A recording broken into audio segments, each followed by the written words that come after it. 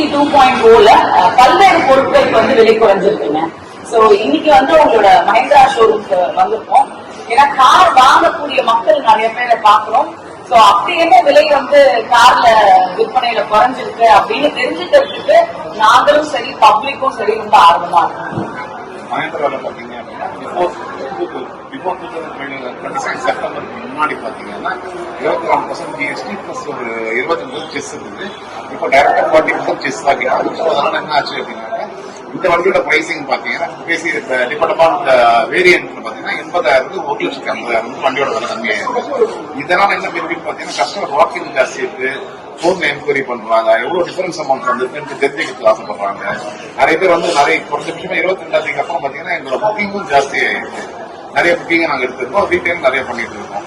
So இதனால பாத்தீங்கன்னா மோடி அப்புறம் நிர்மலா சீதாராமன் ஃபைனான்ஸ் ரெண்டு பேருக்கும் ரொம்ப தேங்க்ஸ்.